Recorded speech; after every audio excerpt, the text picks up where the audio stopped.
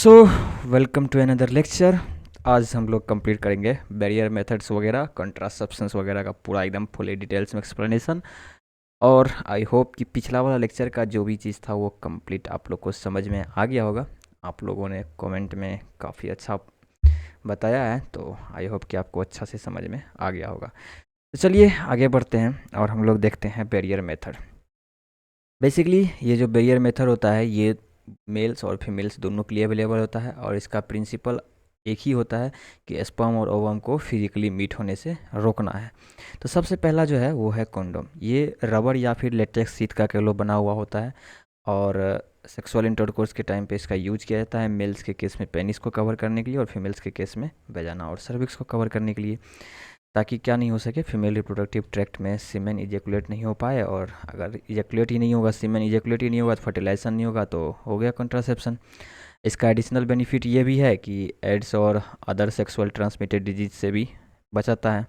Popular condom निरोध mail के लिए, फीमेल के लिए फेमिडोम्स, ठीक है, डिस्पोजल होना चाहिए और सेल्फ इंसर्टेड इजीली खुद से भी करने के लिए आना चाहिए, और प्राइवेसी तो होना ही चाहिए, प्राइवेसी टू यूजर्स।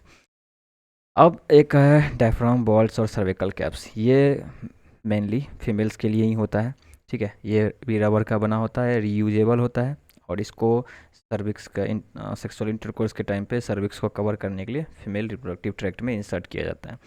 इसका मोड ऑफ एक्शन जो है क्या करता है, स्पर्म का एंट्री को ब्लॉक करता है। सर्विक्स के थ्रू जो स्पर्म का एंट्री है उसको ये ब्लॉक करता है। आप देख लो, ये बॉल्ट है, ठीक है, डायफ्राम है, सर्विकल कैप है, बॉल्ट कैप है।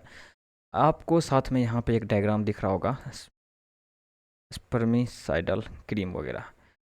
तो ये जो है आप देख लो यहाँ पे, इसका भी काम साथ इसका एफिशिएंसी को इंक्रीज करने के लिए है। जो बैरियर मेथड हम लोग ये यूज़ कर रहे हैं, डायफ्राम, सर्वाइकल कैप्स, बॉल्ट्स वगैरह, इसका एफिशिएंसी को इंक्रीज करने के लिए हम लोग ये क्रीम यूज़ करते हैं।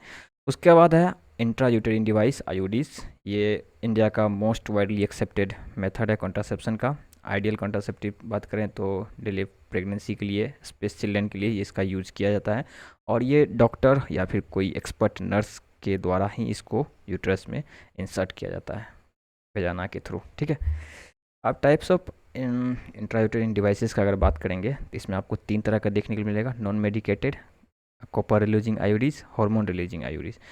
तो एनसीईआरटी का डाटा है, आप देख लो। नॉन मेडिकेटेड में आपको लिपेज लूप मिलेगा, कॉपर रिलीजिंग में कॉपर टी, कॉपर 7, मल्टीरोड 375 देखने के लिए मिलेगा। हार्मोन रिलीजिंग का अगर बात करोगे तो LNG 20 और प्रोजेस्टा 60 मिलेगा। तो ये आपको एनसीईआरटी का डाटा है, आप आराम से याद कर सकते हो। और आयोडीज का मोड ऑफ एक्शन अगर बात करें तो ये क्या करता है, स्पर्म का फेगोसाइटोसिस को इंक्रीज करता है, किल करने का काम यूट्रस में, ठीक है। और कॉपर आयन का देखोगे तो ये स्पर्म के मोटिलिटी को रोकता है और उसका फर्टिलाइजिंग कैपेसिटी को ख़त्म करता है। और हार्मोन रिलीजिंग आयोडीज को देखोगे तो ये क्या करता है, यूट्रस को ये इम्प्लांटेशन के लिए अनसूटेबल बना देता है, ठीक है, और सर्विक्स को हॉस्टाइल कर देता है स्पर्म के लिए। अब देखोगे हार्मोनल मेथड बर्थ कंट्रोल के लिए तो ओरल कॉन्ट्रासेप्टिव पिल्स है, इम्प्लांट्स है, इंजेक्टेबल्स है। तो चलिए इसके बारे में भी हम लोग डिटेल्स में देखते हैं। तो जो ओरल कॉन्ट्रासेप्टिव पिल्स है ये टेबलेट के फॉर्म में यूज़ किया जाता है। इसको हम लोग पॉपुलरली पिल्स के नाम से भी जानते हैं। ये 2 तरह का होता है, एक मिनी, एक कंबाइन। मिनी में से क्या होगा, सिर्फ प्रोजेस्ट्रॉन होगा। कंबाइन वाला में एक कंबाइन, ऑब्वियसली कंबाइन नाम है तो कुछ ना कुछ कंबाइन होगा, तो प्रोजेस्ट्रॉन एस्ट्रोजन दोनों कंबाइन होगा। इसका कुछ ना एग्जाम्पल है, आप देख लो, मालाडीप, मालायन, ये सब, ठीक है। तो पिल्स जो है ये रेगुलर डेली बेसिस पे 21 डेज तक लिया जाता है, ठीक है, मेंस्ट्रुअल साइकिल के 5 डेज़ के अंदर अंदर, ठीक है। और 7 डेज़ का गैप करके इसको फिर से रिपीटेड मैनर में इसका यूज़ किया जाता है। सिंपल सा सिंपल टर्म है, हम लोग आराम से कंप्लीट करते चलेंगे और फटाफट हम लोग इसको ख़त्म करेंगे। पिल्स का मोड ऑफ एक्शन देखोगे तो ये ओव्यूलेशन को ही रोक देता है, ठीक है, इम्प्लांटेशन रोक देता है, और सर्वाइकल म्यूकस का जो क्वालिटी है उसको अल्टर कर देता है, जो कि स्पर्म के एंट्री को ख़त्म कर देता है, रोक देता है। एडवांटेज देखोगे तो ये वेल एक्सेप्टेड है, बहुत ज़्यादा इफेक्टिव है, और इसका साइड इफ़ेक्ट भी बहुत ज़्यादा कम है।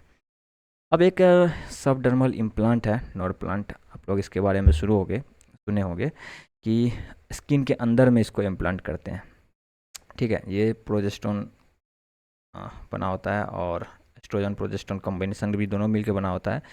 और इसका भी काम जो है लगभग लगभग ओरल कंट्रासेप्टिव पिल्स की तरह ही है, ठीक है।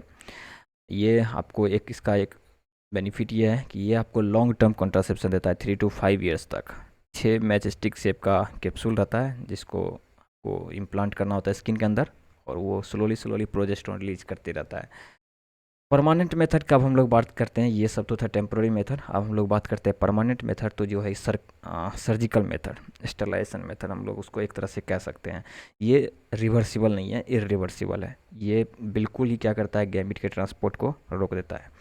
ठीक है, तो देखो मेल के केस में वेसेक्टोमी होता है और फीमेल्स के केस में ट्यूबेक्टोमी होता है। तो आप एक तरह से ये याद रख सकते हो, वास्ट डिफरेंस के वास्ट ले लो तो वेसेक्टोमी, और फेलोपियन ट्यूब से ट्यूब ले लो तो ट्यूबेक्टोमी, आप एक तरह से याद रख सकते हो।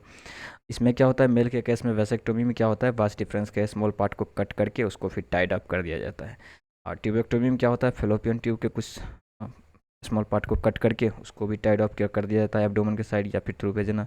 ठीक है, इसका रिवर्सिबिलिटी बिल्कुल भी नहीं है, ये इरिवर्सिबल है और हाईली इफेक्टिव मेथड है ये। आप देख लो, वही जो बात मैं कह रहा था वो आपको यहाँ पे प्रमाण आपको देखने के लिए मिल जाएगा। देखो यहाँ पर आपको, यहाँ पे आपको दिख भी रहा होगा। ठीक है, यहाँ आपको देखो कट कर दिया गया है और इसको फिर टाइड अप कर दिया गया है, और यहाँ फेलोपियन ट्यूब को कट कर दिया गया है और इसको भी टाइड अप कर दिया गया है। तो ये हो गया आपको फीमेल के केस में, और वेसेक्टोमी हो गया मेल के केस में। ठीक है, तो आज का लेक्चर यहीं तक रहने वाला है। आई होप कि आपको यहाँ तक का कॉन्सेप्ट काफ़ी ज़्यादा क्लियर समझ में आया होगा, एक तरह से कहानी की तरह पे इन शॉर्ट में हम लोग किए हैं। तो अब आपको करना क्या है, बस क्वेश्चंस प्रैक्टिस करना है, क्वेश्चंस लगाओ और एंजॉय करो। आपका ये चैप्टर ऐसे ही हंसते खेलते मुस्कुराते कंप्लीट हो जाएगा। ठीक है, see you in the next lecture.